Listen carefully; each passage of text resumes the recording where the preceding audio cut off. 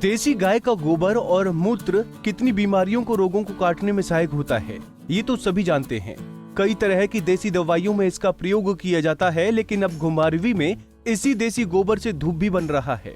घुमारवी के मोरसिंगी के गांव कसोहल के प्रगतिशील किसान बचित्र चौहान देसी गाय के गोबर से खुद धूप तैयार करते हैं और इसी से वो पूजा भी करते हैं।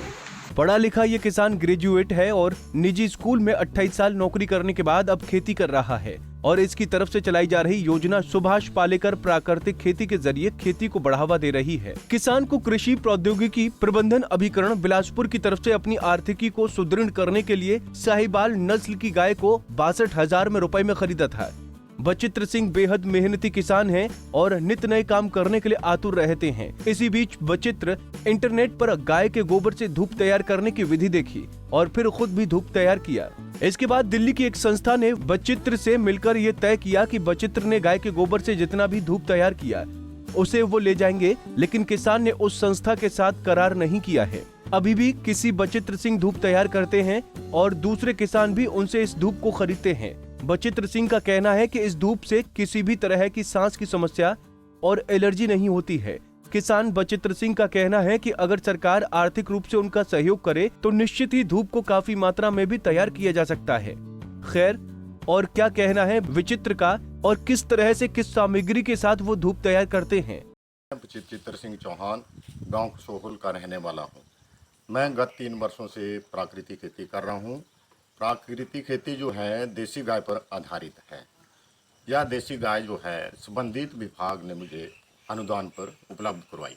उसके उपरांत मैंने प्राकृतिक खेती जो है देसी गाय पर आधारित करना शुरू की है, जिससे मुझे लगा कि ये जो प्राकृतिक खेती है ये केवल प्रकृति पर आधारित है।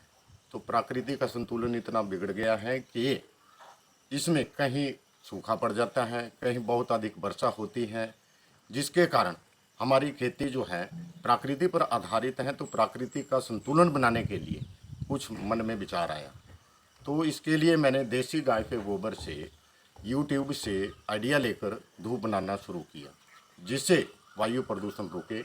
और आज दिनांक तक जो मैं धूप बना रहा हूँ उसकी इतनी डिमांड है कि मेरे से पूरी नहीं हो रही है।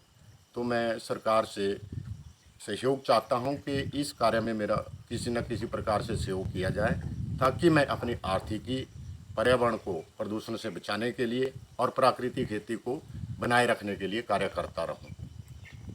अब मेरी देसी गाय है जिसके गोबर से मैं धूप बनाता हूं। मैं धूप इस प्रकार से बनाता हूं। ये देसी गाय का गोबर है और गोबर को इस ट्यूब में भरा जाता है और भरने के उपरांत इस गोबर में जो मसाले मिलाए गए हैं वो सब इसी में तैयार किए गए हैं। अब ये जो गोबर है इस ट्यूब में भरा गया और धीरे धीरे करके एक एक इसकी बत्ती निकालना पड़ती है, जो एक लंबा प्रोसेस पड़ रहा है। तो मैं चाहता हूँ कि अगर हमें इस प्रकार की धूप बनाने की मशीन यहाँ से प्राप्त हो जाए तो ये काम आसान और अनिवार्य करने के लिए सरकार सहयोग कर सकती है। किसान बचित्र सिंह चौहान पिछले 3 साल से ज्यादा समय से बिल्कुल प्राकृतिक खेती कर रहे हैं और अन्य लोगों को शिविर के माध्यम से प्राकृतिक खेती करने के लिए भी प्रेरित कर रहे हैं, जिससे आधुनिक युग में जो जहरनुमा तरीके से फसल की तैयारी की जाती है उससे निजात मिल सके। पंजाब केसरी टीवी के लिए बिलासपुर से मुकेश गौतम की रिपोर्ट।